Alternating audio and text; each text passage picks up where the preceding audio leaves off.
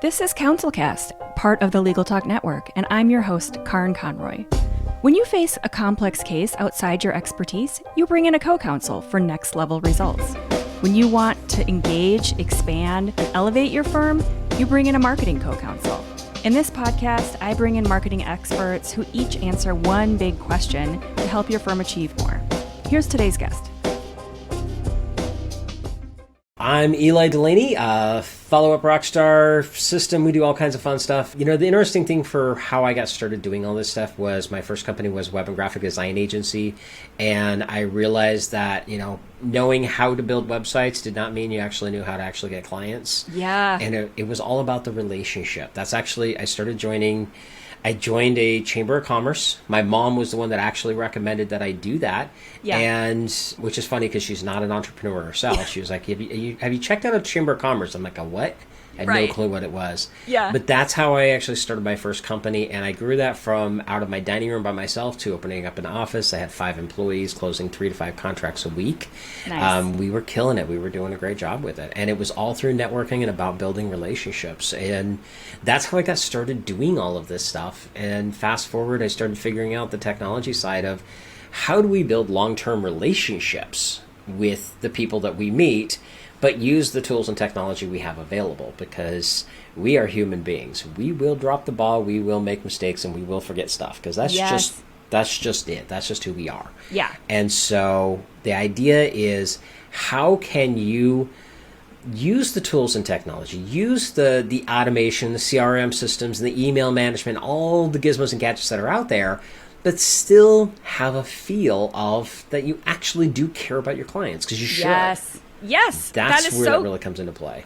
Eli, thank you for being here. That is it. And it's such a fine balance between technology and letting the technology get in the way of those relationships that you're trying to build with those clients and the customers or the potential clients if you're kind of in that sales phase. So the title of the show for today and what we're going to be talking about and focusing on is the follow-up formula, turning leads into cases. So I feel like this is a place where a lot of people drop the ball. And actually, I don't just feel that way. I know based on, there's so many surveys and studies that have been done recently. I know Clio has done one. I have seen a handful of others where they do these like blind calling and testing of firms, but they also, what is the word I'm looking for? They also quiz the potential clients or the past clients. So they are talking to both the firm, clients, people who've worked with,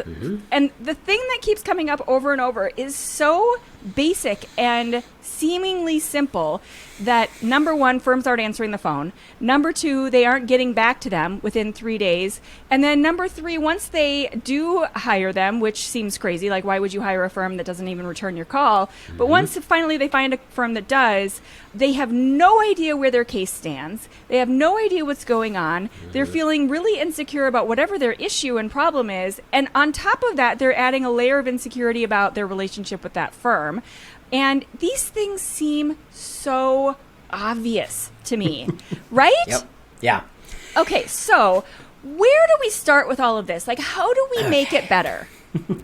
Well, first and foremost, if you're one of the people that's doing this, don't feel quite as bad, because you are definitely not the only one in just this industry. Okay, it's across the board. Yeah. Now, that does not mean that it's an excuse to get away with it. You need to quit. So we'll talk about that. But the most important thing is, number one, return phone calls in a timely manner. Yes. Okay, so what does that mean to you? I know what that means to me. And also, like, depending on the level of urgency to your issue, it's going to mean different things to different people. If I'm talking about writing a will, a week probably doesn't bother me, but that still seems way too long. But if I just got arrested, I need you to call me back like in 2 minutes. Right. Yeah. So what does that mean? So number Timely one manner. thing is timely manner. I mean, yes, there's a little bit of variations with that, but using, again, going back to the idea of using the tools and technology that are out there, set something up. So if they're doing something, it's like, what is it that you need? Is this an emergency situation, or is this something that's more not as time pressed? Yeah. There is no not time pressed, because if you're talking with an attorney, there's a time press of some sort. So if it's an emergency level, then that should be as quickly as possible, obviously. Yeah. Use within your own, what are your own capabilities. But a lot of this other stuff can be done. It's like, hey, if you're looking to get a will done, we have a questionnaire online. You can get a head start. Go fill out this stuff on the website. Yeah. And then that person has done something that's given you the data that you're going to get on the phone anyway. Right. You're probably going to get on the phone and say, here's the next steps. Go fill all this stuff out. Well, why don't you just eliminate that conversation and make it so they can take that next step right out of the gate? Beyond that, I would say, 48 hours is like the long end. You should get some kind of response. Yeah. Now, let's talk about the next step, though. The next step is when you're actually working with the case. This is, I look at this as no different than when a client comes to me. The very first thing you need to do is set the stage. What I mean by that is, what are the expectations and what does our timeline look like? I just wrote down, that was my next follow-up question is setting expectations. So thank you for reading my mind. Yes. Well, it's, to me, and you and I both, we're talking about this, and we talked just a little bit before we started recording. You and I do think a lot alike. So to us, this is obvious. These are simple things. For some reason, a lot of people, it's not. And so let's just put it out there. I always look at the fact that when somebody first starts working with me, and it doesn't matter what business or what type of industry in any way, shape, or form, it's all the same in the aspect of, I want to be able to send something out to them. And you can send this as an email. It could be a basic form letter, to be perfectly honest, that you can slightly tweak if you need to. Yeah. But it's like, here's what this is going to look like. This is the client journey. And there's the things. It's like, okay, do you have a portal that people are logging into? Well, this is what to expect for that. Yep. And it could be, you're going to get an email. Here's going to be the subject line. If for some reason you don't get that within 24 hours, here's the link to go there. You can click on the forget password and have it just send you a new password right then and there. Right. Okay, that's step one. Step two could be, here's what you can expect from us for the next step moving forward. You're just setting the timeline. It's like, you know what? We are going to gather our information, and then we're going to get back to you in 48 business hours. Right. Or 72 business, whatever the time frame is, just tell people what that is.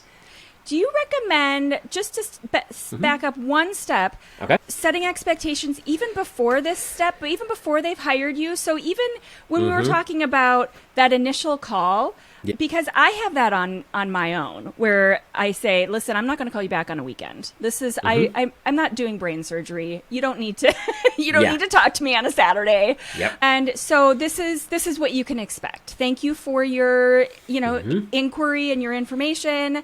You can expect to hear from me in however much time. Yes, most definitely. So if let's say somebody fills out a contact form on your website or whatever, you should definitely have something like that. Especially if it's something it might take a couple of days for you to reply for some reason. Have something like that. And it's like, hey, we got your information.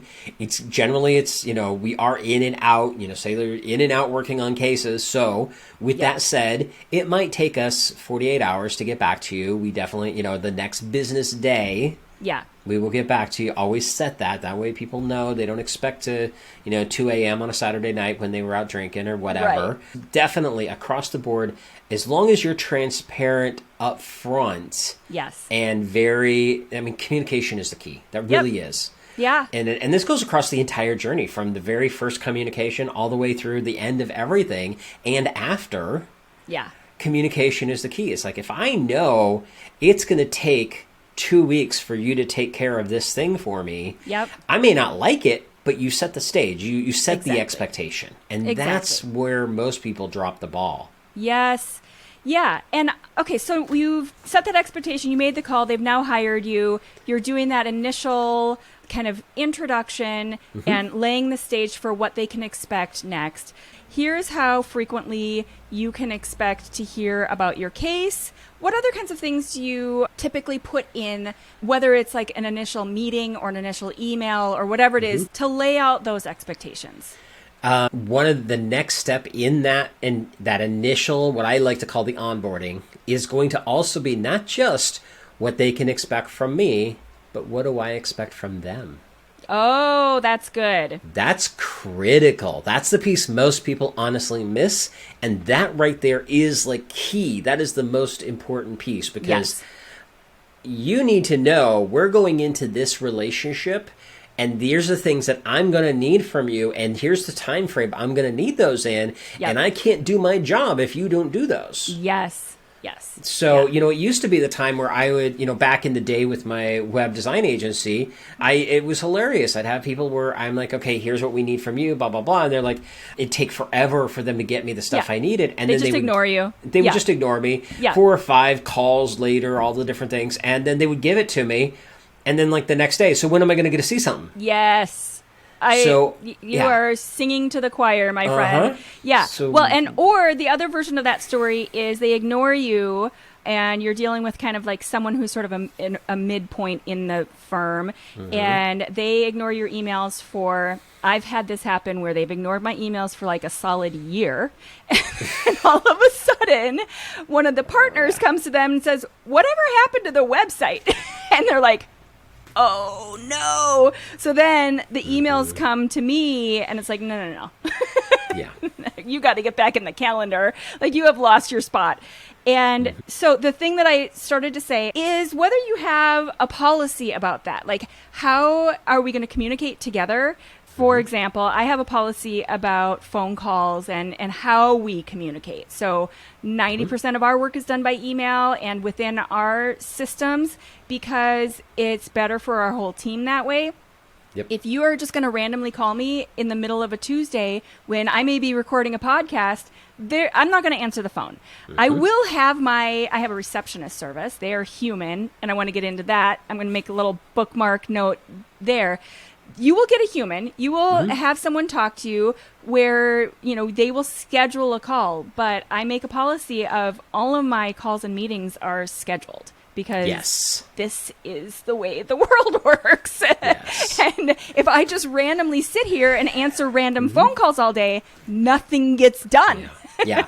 So you've got to live by a calendar and a schedule. Like, I use online schedules. I have for probably 15 years. I was an early adopter of it.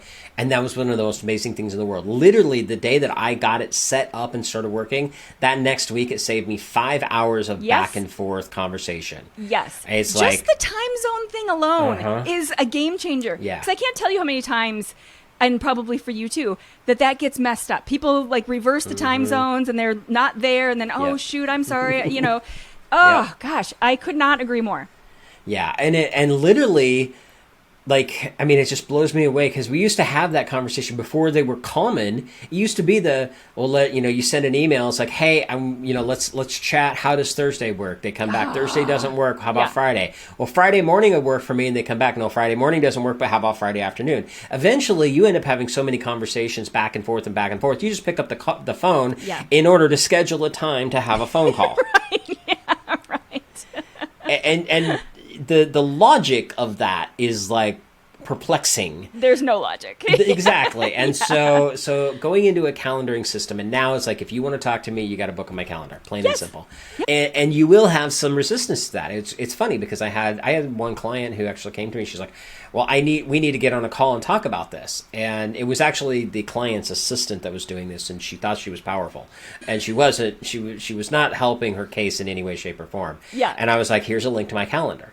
Yeah. And she's like, well, can't you do it now? I was like, no. I'm booked up. I mean, I was literally booked up. I had like 8 calls that day. Yeah. And she goes and looks at my calendar, and she sends me a message back. Well, you don't have any openings until next week, which I think this was like Wednesday or Thursday, maybe. Right. I think it was Thursday. And I was like, okay. And she's like, well, that's not really good business. You should have a spot open for me.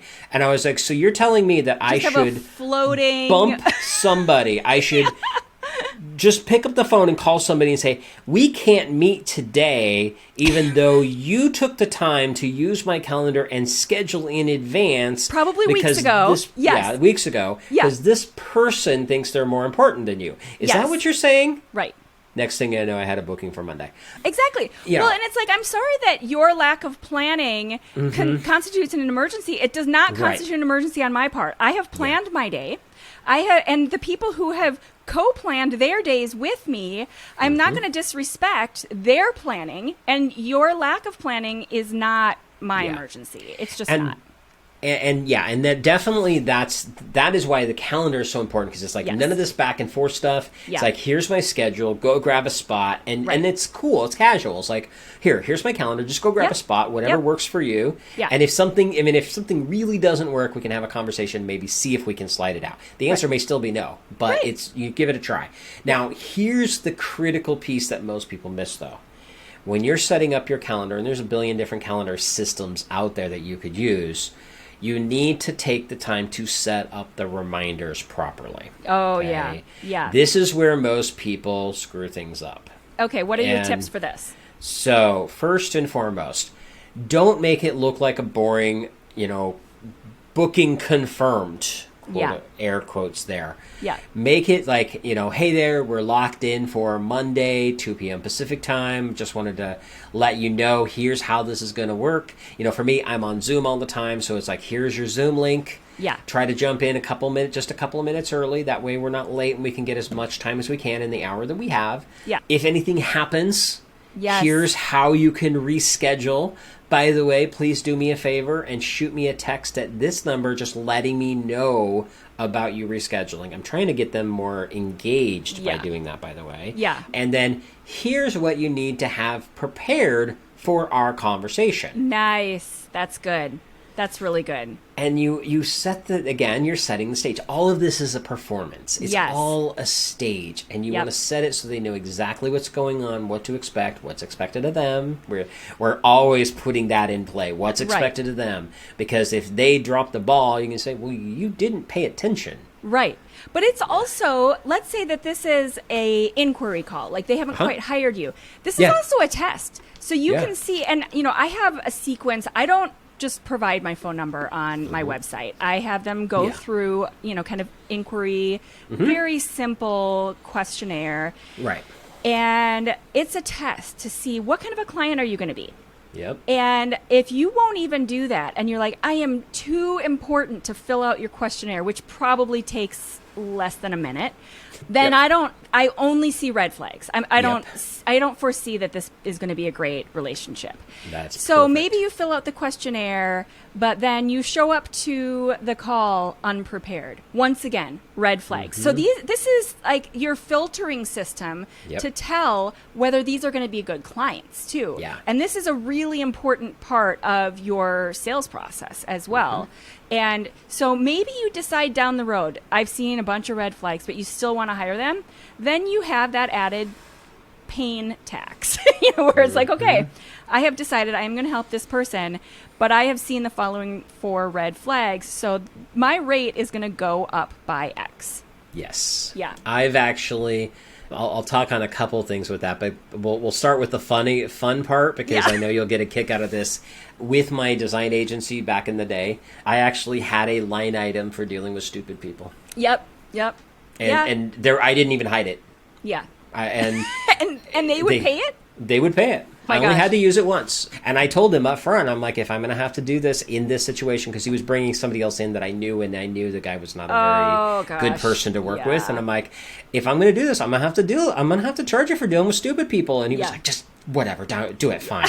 And he got charged like an extra $400 for that. Yeah. And the funny thing is, we won't say it because we're on a podcast here, but the exact words, because I know what he said, his office manager was actually somebody I was dating at the time. And she literally, she calls me up and she's like, you didn't actually mean to do this, right? And I was like, no, I told him I was going to. Yeah. And she took it to him, and he's like, he just says a couple of bad words, signs the check, and goes on. Right. But you have to. Yes. And that's the big thing with it, too, is that having those questionnaires and having the filtering process is so critical. Like today, I actually have a process where I have a training video It's 13 minutes long, but it goes through a training process that helps pre-educate them, tells them, how do I work and how can they work with me and what does that journey look like? Yeah. And at the end, there's an application process. And if I get an application from somebody and they've got a whole bunch, like I had one literally says, too many questions, too many questions, too many questions. Well, then why are you even trying to fill it exactly. out? Move I along. honestly, I just let him go away. I took him out of my database. I didn't even Yeah. bother to respond to that one. So you learn how to filter that out because that's going to save you a ton of time by doing that. Yeah. Well, that was my next question. So to this day, do you continue to have that tax? Because I don't. I literally just won't work with those people. And I do have a system for following up and remaining civil rather than just ghosting them because it's been surprising. I've had people refer other work to me where like it didn't work out with them, but they sent other people to me because of the way that I communicated with them. Yeah.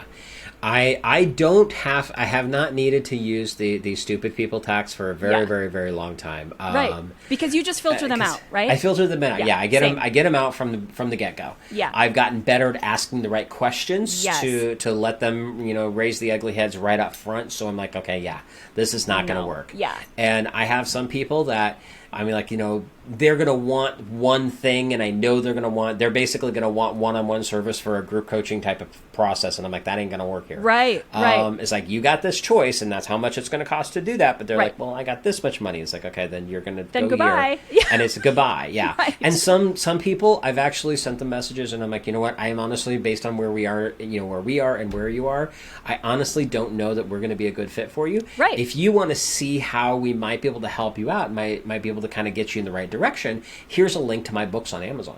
Yeah, nice. So so let's talk about how you have that all set up in an automated way. Okay. Because that's another big thing that you talk about.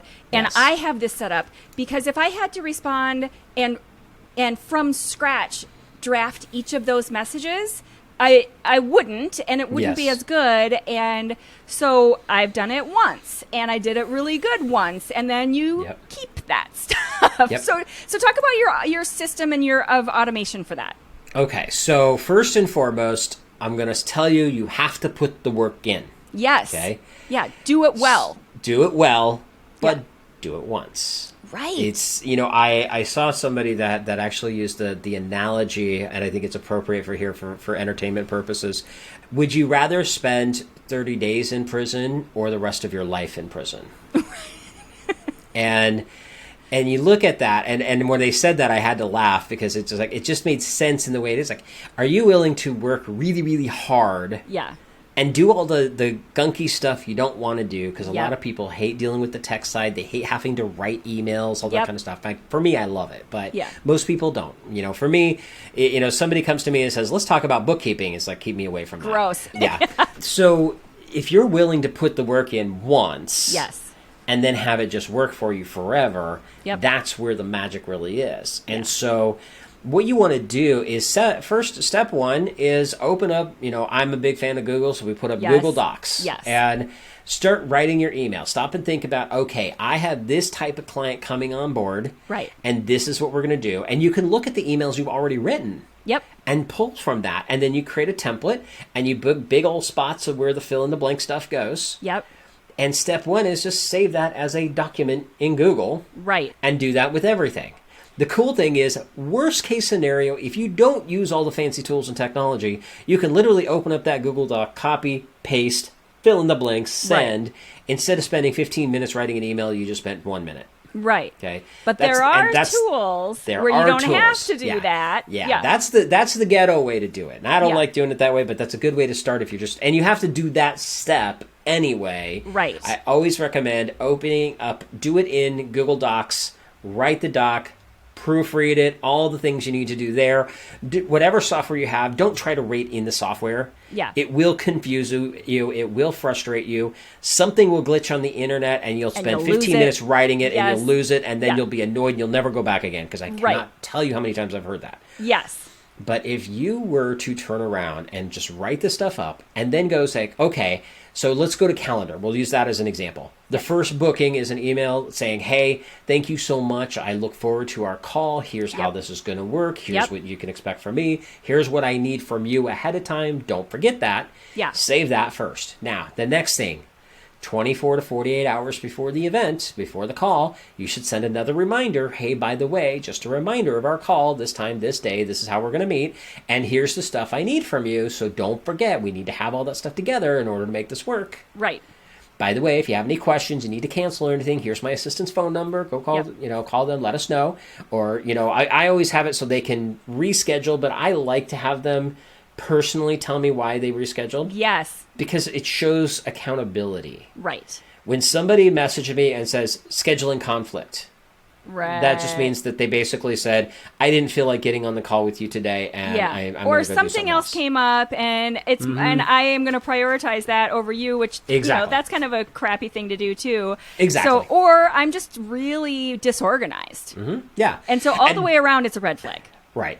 And you know what? The cool thing about this is if somebody comes to me and says, I just woke up, I did not sleep well last night, I had a really bad night because of XYZ, I don't really care what the reason is, but if they just own up to why, we're cool. 100%. Absolutely. Cool. I have no problem with Absolutely. My kid was sick, whatever, if it sounds honest. Yeah. And it just seems so simple, but people, let's be honest. Just if you're canceling, there really is no true excuse unless you're just being honest. Hey, let me tell you what happened. I'm sick, my kid's sick. Something came up and I apologize too. Yes. Apologize that this is clearly, a misuse of your time, and so let me reschedule. That's it. Yeah. That's all you need to do. Right. And just so you know, again, going with the honest, if you have 5 different ants that all died in a month time frame, it's a little weird. I'm not sure about that. And I'm going to be honest and tell you, I've had that happen before. I'm like, okay, how many ants do you really have? Come on. Right. And they all die at the same time. Yeah. So be honest, be truthful about it. Everybody's cool. People are forgiving if you just be honest with them. Absolutely. But going back to the campaign, it's you send that reminder out so they don't forget, so they know what to expect, where to go. Literally yesterday, the point of this, yesterday I had a podcast interview and a person who was actually going to get on a call to me for me to use his services. Both of them, I had no information. I had it on my calendar and I booked on their system. Yeah. But literally it showed up on my calendar, call with Eli and X, this person. And that's it. That was all there was. Oh, there was no Zoom link, no phone calls, no education of you're going to call me, I'm going to call you, any of that kind of stuff. And I'm chasing them down trying to figure out what's going on. I'm like, I don't even know. I feel disorganized. I'm like, did I miss something? Right. No, they didn't have it set up right. Yeah. A confused person stresses out. Their anxiety level goes up and their trust in you goes down. Right. Right. And so having all of that in there, test your own calendar system and see when it pops up in Google, what does that look like? Right. When you get those reminder emails, what do they look like? Test your own and see what those emails look like. Do the links work? Do the links work? Oh, yes. That's another big one. Basic stuff. Yes, yes. Yeah.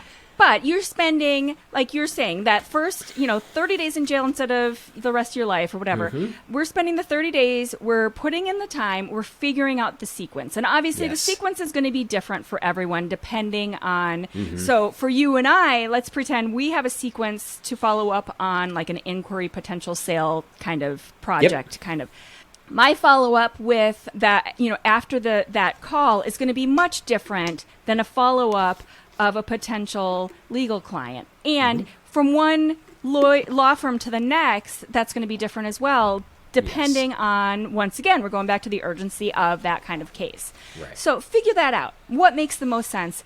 And also, if this is a sales thing, the frequency and the number of follow-ups is going to change as well, because you want to follow up so that you're thorough and you've checked all your boxes, but at the same time, you don't want to follow up so much that you look desperate. When you get those emails where you're like, okay, I've moved on, I've hired somebody else, and I've got 75 emails from you in the last 3 weeks. At some point, you got to let it go. Right. Well, and here's something with that. Like we were just talking about the calendar process. Yeah. Okay. Now, it doesn't matter where you are in your business. If it's a calendar booking, I recommend one email confirmation, one in 48 hours, one the morning of. At least those are the minimums. And, Sure. and you can, depending on, you could go further than that, but those three should be standard across the board. Yeah. But let's say you do have that prospect situation.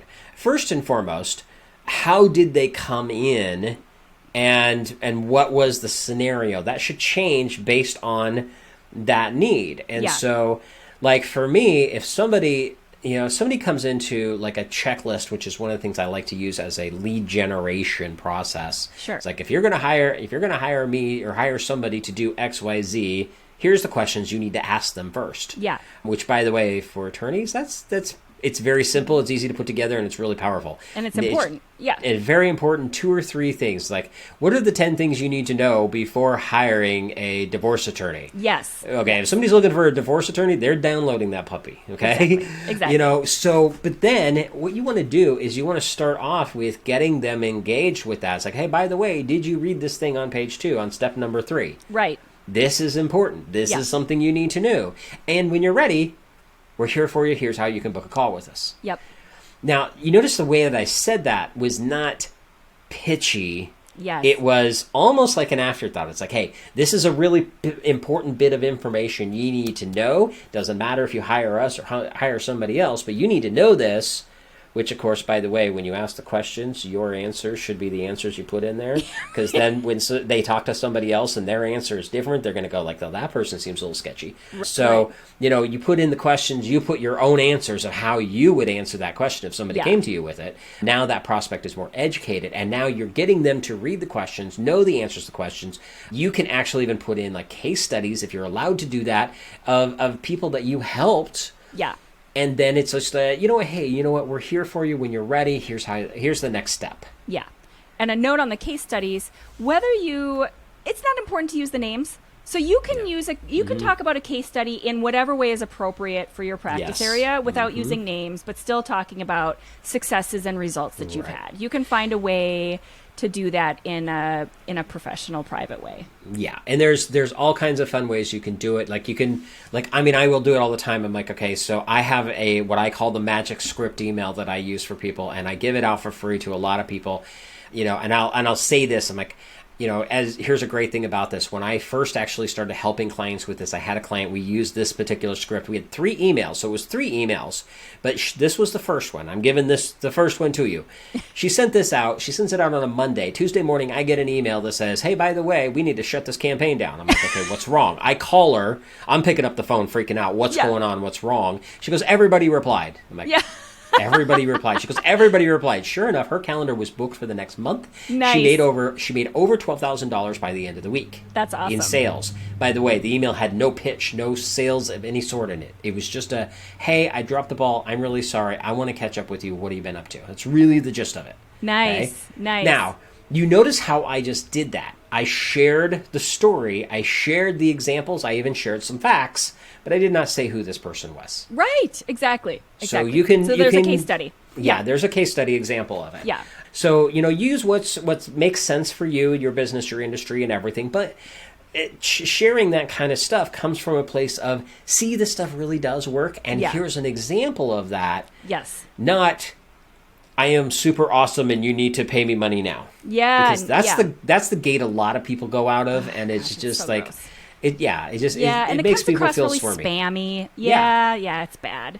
Okay, so what else is in this follow-up formula in terms of, so you've sent out, you've got the people in, you've had a meeting, you've sent out a proposal, you've gone through a sequence of follow-ups, they've hired you, then you've sent out that onboarding email, which is what we call it, an onboarding email, where it kind of goes through, sets the stage, sets all those expectations. Like, it's just not hard. Draft this once, as we've said, get it out there so that everybody understands.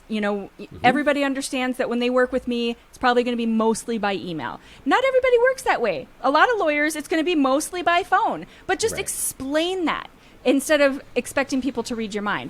Okay, so what happens? I feel like one of the areas people drop the ball the most is the case is closed, they've moved on, and they go away and basically never hear from the law firm again. Yeah. So here's one of the things that, and this is a really big one people do forget about, Yes. is the first thing you should do. You should try to get some kind of case study from them.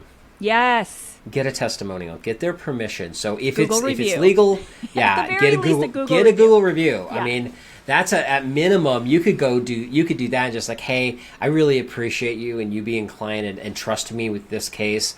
I would be, just over the top happy if you would be willing to just spend 2 minutes, go to Google, do a review. Here's the link. Make sure you make it super easy. So whatever link that if they could click on that link and it takes them right to the review page, so they can click on that, that's what you want to send them. Make it as dummy-proof easy as possible. Yeah. And I would even set expectations there, too. Mm-hmm. I don't need you to write 5 paragraphs. Honestly, what would be great is 3 to 5 sentences. It's more than enough.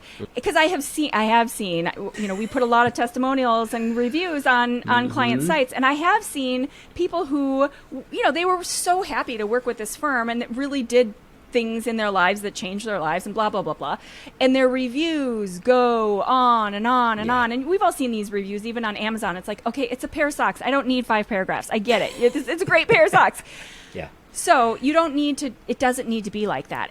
But I think it's important to illustrate that, because if this is a client who really loves you and wants to do a nice thing, they may think, oh my gosh, I got to sit down for the next 45 minutes and draft out this review. It's like, no, you don't. Yeah. I need the 5 stars and I need a couple sentences. And I will tell people, it's like, all I'm looking for is 4 or 5 sentences. Yep.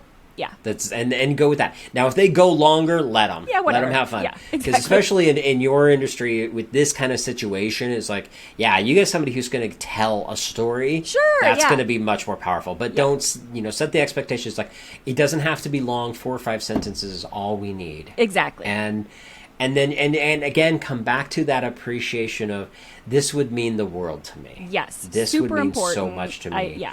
And then pay attention. When that happens, send them a message. 2 things. Number 1, you should reply to that on the Google review, because then people see that you're on top of it and you responded as well. Yeah. Thanking them for the wonderful, nice words. And Google sees it too. Google cares about that. Yeah. But then on top of that, you might want to just pick up the phone and just, hey, I put a comment on the post that you did, but I just wanted to stop and just say thank you so much. I really appreciate you doing that for me. So you would I'm be going to add shocked how powerful that little simple thing is. It really is. And just like the voice and that personal contact. And then one other thing I want to add that we have as part of our systems, and we have it automated, is there's this great website called Thanks. And it's there's no A. I think it's THNKS or some, goofy thing like that. And you can go on there and you can either text or email someone a cup of coffee. And so I do this all the time. And just as a little heads up, Eli, I'm going to send you one after coming on the podcast. So this is an automated part of our system for the podcast as well. Yeah. Is we send a thank you, and it sends them a little, gift card for Starbucks. And it's very simple, very easy. We've got it so automated, it takes me maybe 20 seconds. Right. And the amount of response we get from that, and I do it all the time with clients too, like, hey, thank you so much. Here's a cup of coffee. It's a really good way to do it without having to mail them something or whatever. You can do it real quick with just an email or a phone number. So just a little plug for Thanks. That's awesome. And there's a lot of services like that. Like, I have a service, we use Mailbox Power, and we'll send out... It does all kinds of cool gifts, and like one of the things they have the tastiest brownies you will ever have. Oh, yum! So they have some pretty amazing brownies, and like the only thing I've ever had that's been better than their brownies is I got a friend in Miami, and then she actually has a brownie business. And my gosh! The nice thing about theirs is their system is set up so it literally even automates it. So I could literally in my process push a button and have it automatically talk to it and send this card with this message with these brownies. I don't have to touch any of it if I don't want to. Yeah. And there is there's something services that do really that. powerful about gifts and appreciation and sending. It does not matter how expensive. It does not matter. It just is the recognition and appreciation and just a little token of gratitude. It's a really big deal, and it's one of those important things that you can automate now so easily that you really can't miss that step. It's a big deal. Yeah. Okay, so basically that last piece that we were talking about is following up after the fact. So first ask for that review, testimonial, case study, whatever you can squeeze out of them. And then what? What do you recommend in terms of automation and systematic following up after the case is over? So this is going to be a little bit, you're going to have to spend a little bit more thought process depending on the type of case. Yeah. Because everybody's going to be different. So I'll just go through as an example of divorce, because it's an easy target for me to just look at, as the fact of after that has happened and the case is finished, people are restarting their lives. Yeah. And so you might have recommendations on how they can get forward on moving forward with their lives. Sure. And it could be articles that you read, a motivational or an inspirational video you find on YouTube. Yeah. You know, in the business to business world, I love recommending books and things like that. Yeah. So like I recommend, one that I always recommend is The Go-Giver by Bob Burg. It's a phenomenal book, and it's all about coming from a place of giving first, knowing that the karma will come back. It's like people will do business with you, and they want to do business with you, and your business will explode just by being a nice person and helping other people get what they want, right? Yes. So I recommend that book all the time. Yeah. And that comes from when I mention it on podcasts like this, to in my email sequence, to just casual conversations over dinner with a group of people at an event that I spoke at. I mean, it doesn't matter. I'm always sharing that out. And I cannot count the number of people who've come back to me and said, oh my gosh, I cannot believe it. I read the book. That was so amazing. Thank you for recommending that. Yes. Now they're always remembering me. Yes. And so you can do things like that just over time. And by the way, you should be staying in touch with them in the long term, meaning not just in the next month or two, but like I stay in touch with people forever. Yeah, absolutely. And how do you do that? So I use automation. I will do the recommendations of things like that. So the cool thing is I can say, here's a book I recommend. Here's why I recommend it. Yeah. Check it out. Let me know what you think. Now I can put that into my system. My software will send that out 30 days from now. Yeah. Okay? And in a year, somebody will get it 30 days from when they first come into my world, right? Yeah. So it's designed to be evergreen. It lasts forever. Yeah. And you do things like that are evergreen, that go out forever. Yep. I had a person who, another great book that I recommend is The Greatest Salesman in the World by Og Mandino. It's a little short, easy read. It's like 90 pages or something like that. Phenomenal book on mindset. Nice. And it's not about pitching stuff. It's another one of those that comes from a place of how are you giving and how are you adding value to other people's lives. That's how you get the sale. Yeah. And it was funny because I had somebody replied back to my email and she said, hey, Eli, I wanted to let you know life has been really struggling bad for me.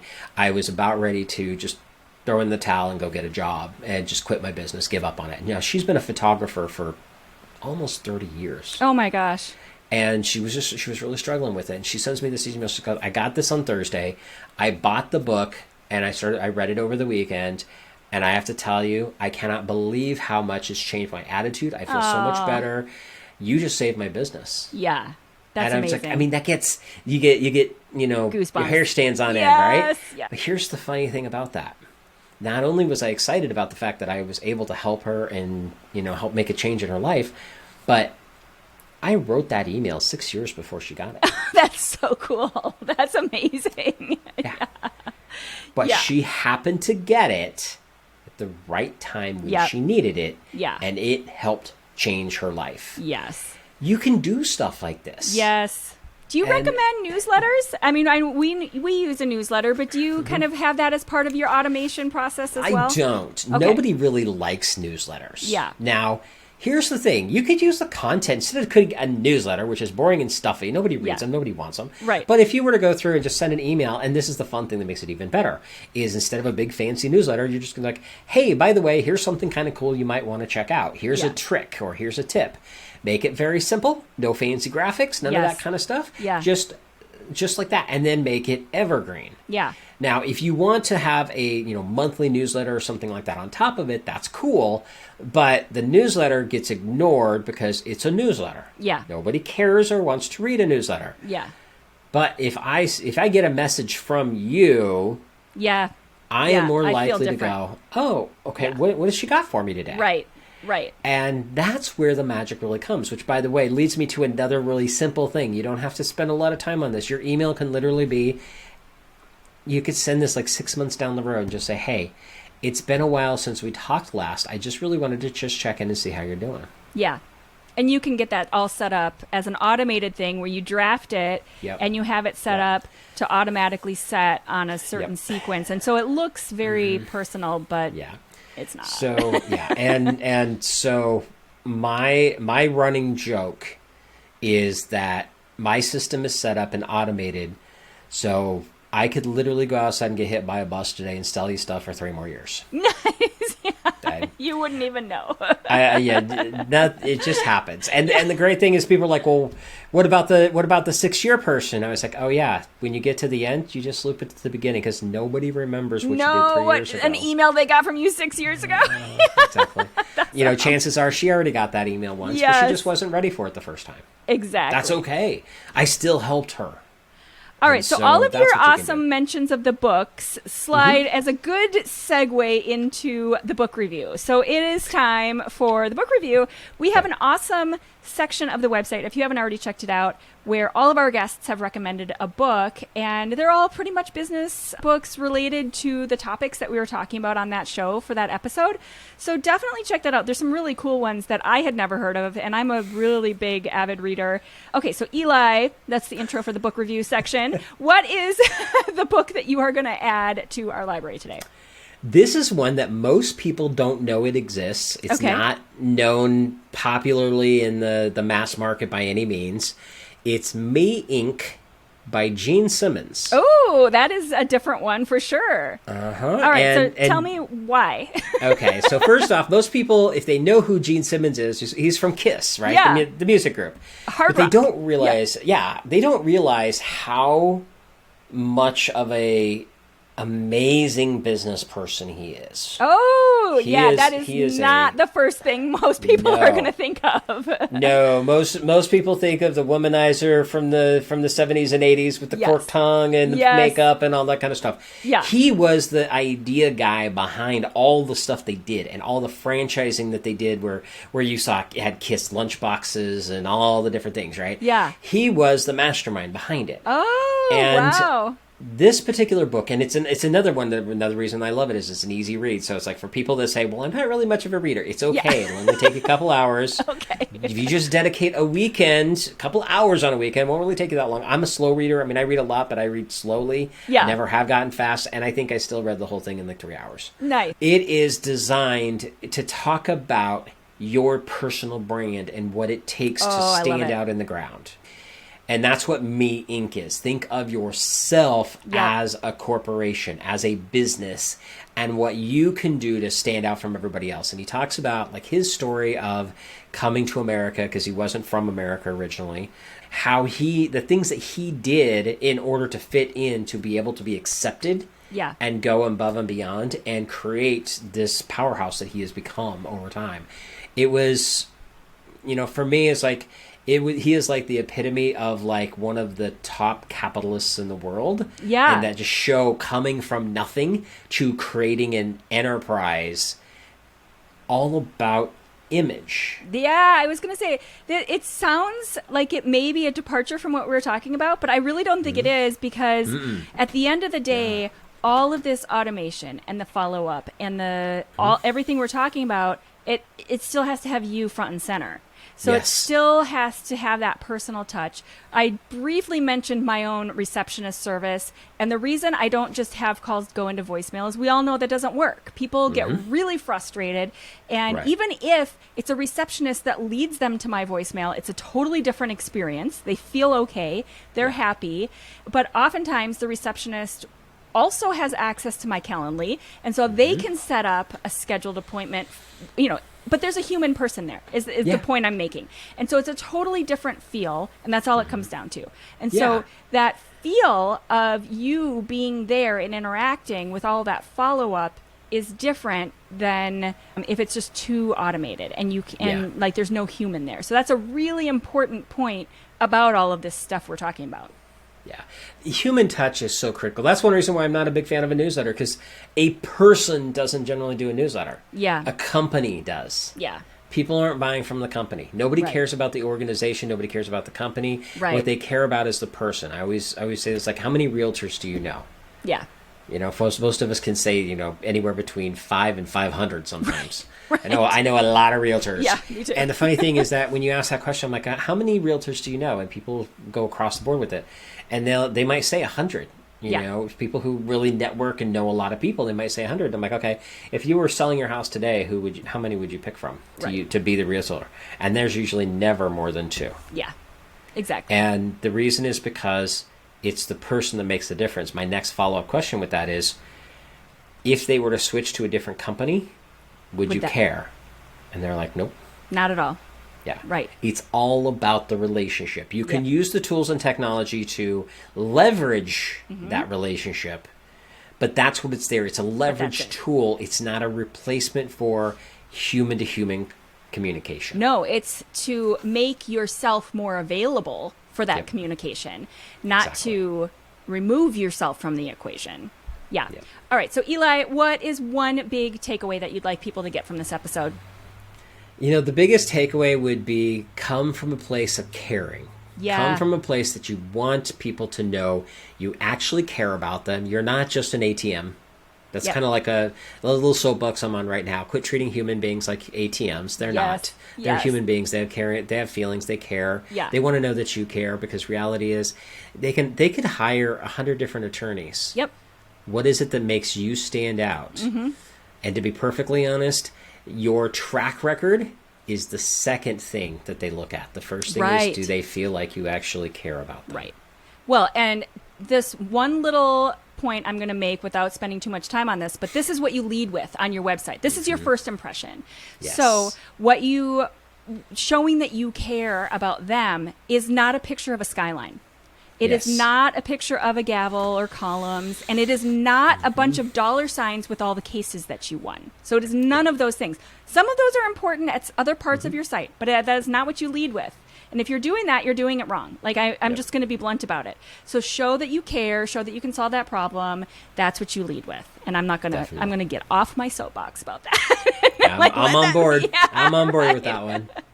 All right. Ely Delaney is an automated systems strategist and gets it all figured out in terms of follow-up and making sure that the follow-up is human. And thank you so much for this awesome conversation. I really appreciate you being here. Thank you. Thank you for inviting me. It was a lot of fun. Thank you for listening to this episode of the CouncilCast podcast. Be sure to visit our website at council-cast.com for the resources mentioned on the episode and to give us your feedback. If you enjoyed this episode, I would appreciate if you could rate and review the podcast on Apple and subscribe to your favorite podcast platform. See you on the next one.